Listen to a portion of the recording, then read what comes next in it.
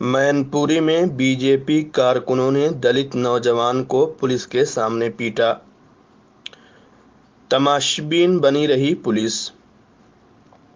रियासत उत्तर प्रदेश के मैनपुरी जिला में बीजेपी के कारकुनों का एक दबंगई का मामला सामने आया है।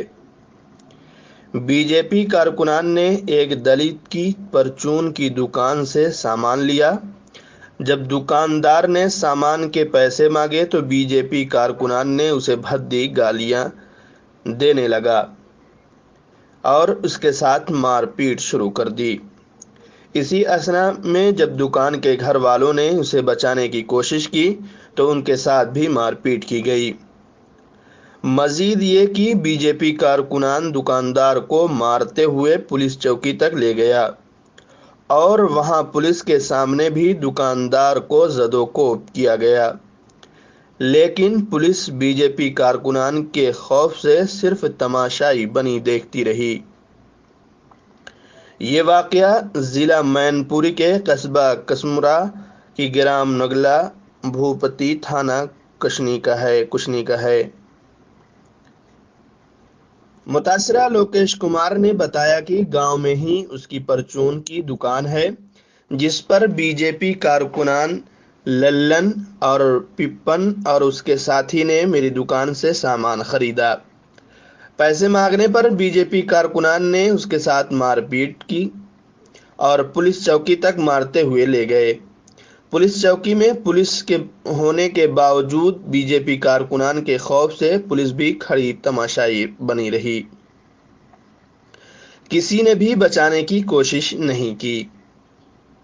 मुतासरा ने एसपी से बीजेपी कारकुनान के खिलाफ शिकायत की और इंसाफ की फरियाद की है। और जो है उनका कैसा होता हम तो वहाँ से आए थे ससुराल पे। जब चौकी में आपको मार रहे थे तो पुलिस ने रोकने का प्रयास नहीं किया साहब, उन्होंने उन्हीं के हवाले और कर दिया। पुलिस ने भी मारा था?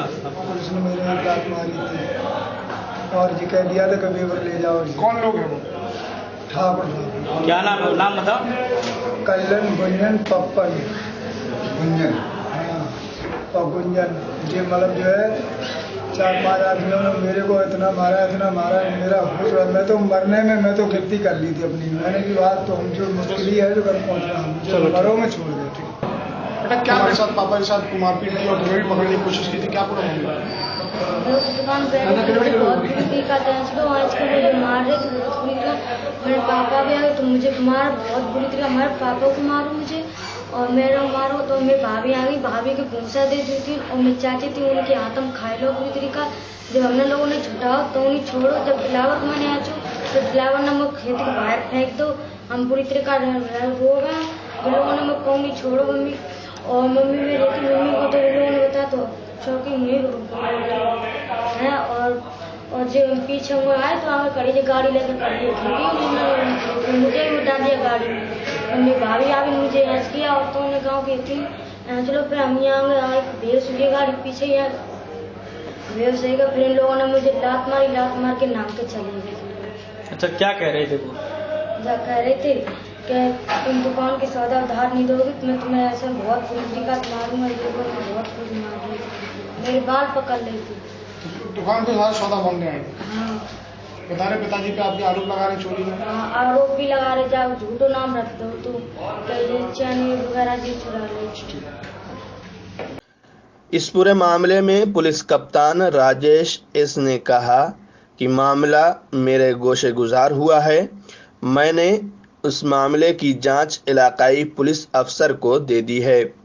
तहकीकात में जो भी बात वाज़ेह होगी इसी बुनियाद पर मुल्ज़िमान के खिलाफ सख्त से सख्त कार्रवाई की जाएगी। चौकी की तरफ से लापरवाही हुई तो उसको जांच सीओ भोगांव को दी गई है और जो कलन ठाकुर जो मारा है उसको पकड़ने के लिए दबिश जारी है। जल्दी कार्रवाई हो जाएगी। सर, संबंधित व्यक्ति का आरोप है कि जब वो पुलिस के पास लेके गए तो पुलिस ने बावजूद इसके अपने पास रखने के दोबारा उन्हीं के आरोपियों के हवाले कर दिया उसको। वही बात अभी मैं कह रहा हूँ कि इसमें अगर पुलिस का कहीं लोग पर लापरवाही है तो जो सीओ भोगांव का जांच के आधार पर जो भी दोषी कर्मचारी उनके खिलाफ कार्रवाई की जाएगी। दूसरी जानिब समाजवादी पार्टी के कस्बा कुशनी के मेंबर असेंबली ब्रिजेश कठरिया ने सख्त अल्फाजों में इस वाक़े की मजम्मत की है। पुलिस नहीं पहुंची, उसके बाद वो खुद पकड़ के ले गए चौकी में अभियुक्त स्वयं जो हिस्ट्री सीटर है कुर्सी पे बैठे और वहीं पे पुलिस की मौजूदगी में भी इनको पीटा।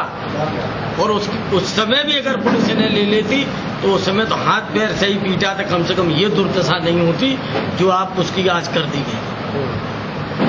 शर्म आनी चाहिए इस पर कम से कम पुलिस को।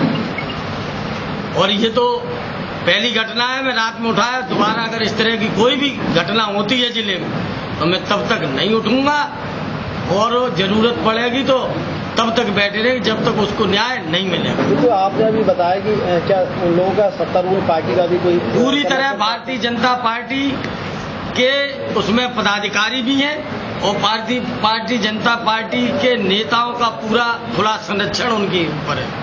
आपका ये मानना है क्या थाने चौकियां गुंडे चला रहे हैं? बिल्कुल गुंडे चला रहे, भारतीय जनता पार्टी के नेता चला रहे और दलाल चला रहे। सभी मिले थे माननीय एसपी, मैं एसपी साहब से मिला था। एसपी साहब ने हमें न्याय दिलाने का आश्वासन दिया और निश्चित मैं उनके उस न्याय की प्रतीक्षा करूंगा और यदि न्याय मिल जाएगा तो मैं निश्चित रूप से उन्हें धन्यवाद दूंगा। और ये भी सत्य अगर उसको न्याय नहीं मिला, अपराधी नहीं पकड़े गए और उन पर यदि सख्त कार्रवाई नहीं की गई तो मुझे कितनी देर लगेगी बैठने की, मैं पुनः बैठ जाऊंगा धरने पर। न्यूज़ के लिए रेहान आजमी के साथ हाफिज मोहम्मद जाकिर की रिपोर्ट।